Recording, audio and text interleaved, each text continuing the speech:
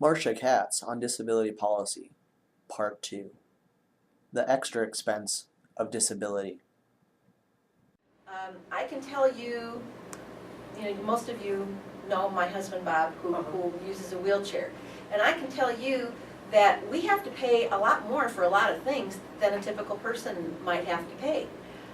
For instance, when Bob was still using a manual chair, when we went looking for a car, and then we had to put the hand controls in, so that was an extra expense that often people don't need, who don't have disabilities. But that was the least of the expenses for us. We had to get a car that, first of all, had only 2 doors, not a 4-door. Any of you have seen Bob, he's like about 6'1", between 6'1" and 6'2" when you stretch him out. You don't always know that when he's sitting in his chair. But he can't get into, right now I have a little Mini Cooper. He couldn't get into that. There's no way he could transfer into that. And so we had to look for a car that had 2 doors, and when we looked at all the 2-door cars that were available at the time, the one that actually had the shortest distance between his wheelchair and the seat, because when you're transferring over empty space, and that's a dangerous thing for anybody who uses a chair, and those of you who use chairs all know that. And the one that we found that had the shortest distance between the 2 things and the most legroom and the biggest space to be able to accommodate him was a Thunderbird at the time, and it was one of the last Thunderbirds that got made, as a matter of fact.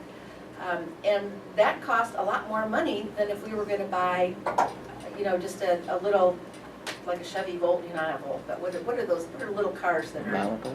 Huh? A Malibu? Like just any car that's smaller and more compact and would have been more affordable. So we had to pay more money for a car than we might have because of what he needed because of his disability. Plus we had to add the hand controls in at the time. Now, that's not even an option for us. I mean, now Bob has a van that has a ramp in it, which costs a lot more money now that he's in a power chair. So those are expenses that a lot of typical people don't have to encounter. Many people on disabilities have special diets or require special, whether it's medical or non-medical, other kinds of equipment and supplies that typically people don't need. So there's that kind of a cost. In many places, if you use paratransit, because the regular transportation either isn't accessible to you, or even if the buses are accessible, if the bus stops aren't accessible, or there may be people who have brain injury or intellectual disabilities who might need door-to-door service because they maybe don't navigate so well on the street, or through particular neighborhoods or whatever. But paratransit will cost more. If you are a family and you have a child with a disability, many times you can't just, the 2 parents can't go to the same events together. One of them has to be at home with their child because they can't find anybody to provide childcare, or if you do, you have to pay a whole lot more for it. If you have to have, because of your disability, if you end up having to have clothes altered, or you have to buy clothes that aren't typically available in other places. I mean, there are lots of different kinds of costs that come with disability that people don't know to think about.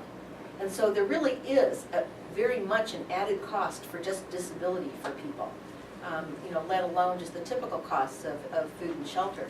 So those are other reasons why it makes it really hard. Social Security, holding out as married. In addition, if you are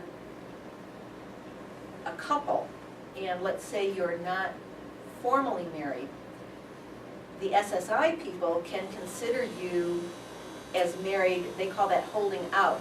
And the SSI policy can consider you as married if you present yourselves to the community as married, or in certain cases if you were sharing a 1-bedroom apartment, which maybe 2 of you together could afford if you pooled your money, then they're going to consider you as married. And many times people on SSI who do want to live together will need to get a 2-bedroom apartment in order for them, when they're not married, to each receive their benefit.